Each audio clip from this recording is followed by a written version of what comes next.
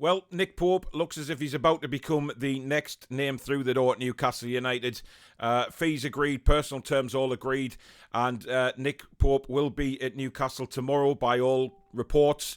That he's going to be at the ground for his medical tomorrow, and hopefully the deal can be completed as early as tomorrow as well, with Nick Pope, as I say, being the new man through the door. Now, we did a video yesterday regarding this transfer, thinking, is he an upgrade on Martin Dubravka, and we got a lot of mixed comments coming through. Some people were very happy. Some people saying that he's only upgrading Darlow. It's not aimed at Dubravka. Now, I think Nick Pope is going to come on leaps and bounds next season under Eddie Howe. I've got no doubt about it. He's already in the England squad. And listen, for the money we're getting him for, which is a reported £8 to £10 million, I think it's a fantastic deal. The more I think about it, the more I like the idea of it. I wasn't sure at first, I'll be openly honest with you. I wasn't sure how Nick Pope would fit in. But I've watched a lot of Nick Pope the last 24 hours on YouTube and things like that. And listen, the saves he makes are brilliant. He commands his area very well. I know he made a mistake against us last season. But look, goalkeepers will make mistakes. Let's not forget that. It's a very individual position where if you make a mistake, normally it leads to a goal. Whereas if you're playing outfield and you give away a bad pass or whatever, it doesn't always lead to conceding a goal. So for me, this is a positive step for Newcastle United. He's 30 years old. He's going to have his eye on the World Cup. There's no doubt about that, which will spur him on to do even better for us. So for me, I think it's a good signing. I really do. I've changed my mind on it. I wasn't sure at first, but now I think it's a very good signing, and I think it's going to push Martin Dubravka as well. To having two literally number ones at the club to push each other, why is that a bad thing? For me, it's not. So I'm thoroughly looking forward to what Nick Pope will bring. And as I say, he hasn't signed yet, guys. Let's not get carried away. Until he holds the shirt, he is not a Newcastle United player. But Sky Sports obviously reporting that he's agreed terms and a medical should be completed tomorrow. So if a medical's completed tomorrow, then the deal should go through either tomorrow or Friday. So a lot to look forward to as a Newcastle United fan. And hopefully we can do a video the back end of the week welcoming him to the club and seeing what he's going to bring to Newcastle United. Now, on the Sven Botman front, the saga goes on, really. AC Milan have now pulled out of the deal to sign Botman. Now, does that just leave Newcastle United now for Sven Botman? Who knows? We don't know what Lille are doing behind the scenes, because for me, I don't think it's Sven Botman causing all the delays and problems that we've had with this transfer. I genuinely think it's the club. Lille have been pushing. It's been well documented that they have been pushing around for different fees here and there and being arseholes, basically. Now, they did agree a fee with Newcastle United, of course, and then they bumped it up.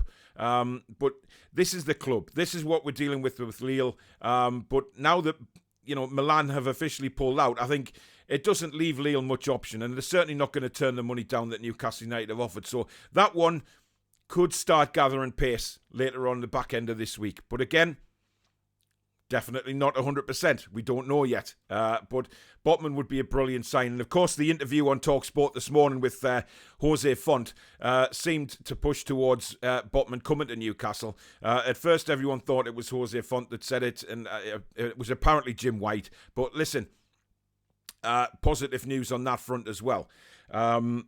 Now, also, news just breaking in Spain is that Newcastle United are chasing Sevilla defender Jules Kounde. Now, we have mentioned him on our transfer shows a good while ago. And very, very good defender. Sevilla probably don't want to get rid of him, but Kounde is apparently interested in a move to Newcastle, interested in the project. But again, this is paper talk, guys. Just there to tell you, just to talk about it and what kind of player he would be at Newcastle United. Now, if he is tempted to come and we don't get Botman, that is another option. But why not go for them both?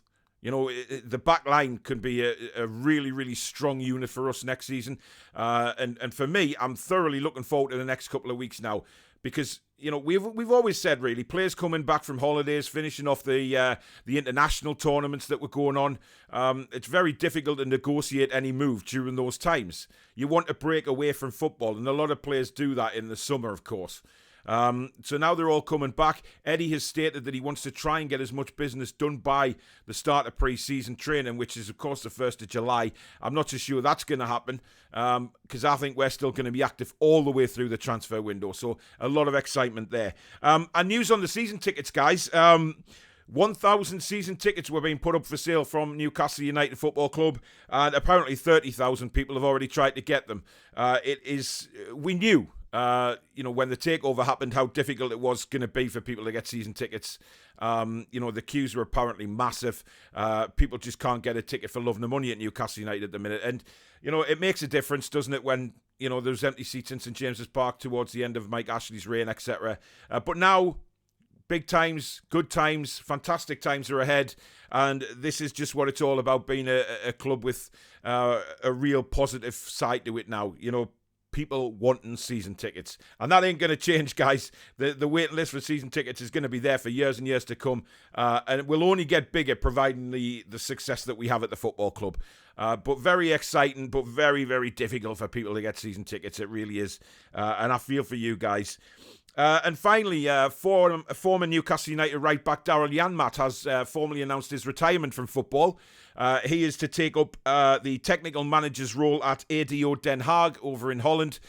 So very, very best of luck to Daryl Janmaat in his new career. I know he didn't always fit in at Newcastle United fans, but you know what? He's an ex-player, and we wish him the very best of luck in his new role as technical director over there in Holland. So there you go, guys. That's just a bit of news to bring you. Very interesting on, of course, Nick Pope, due for a medical tomorrow, according to Sky Sports News and various other outlets who I actually trust.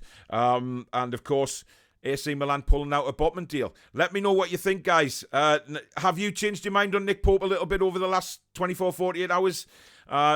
Especially given the fee. Because originally, remember, he was supposed to come to Newcastle. They were talking about 40 million quid, which was way, way out of order. But this is a change. This is a good fee for me, in my opinion. But let me know what you think.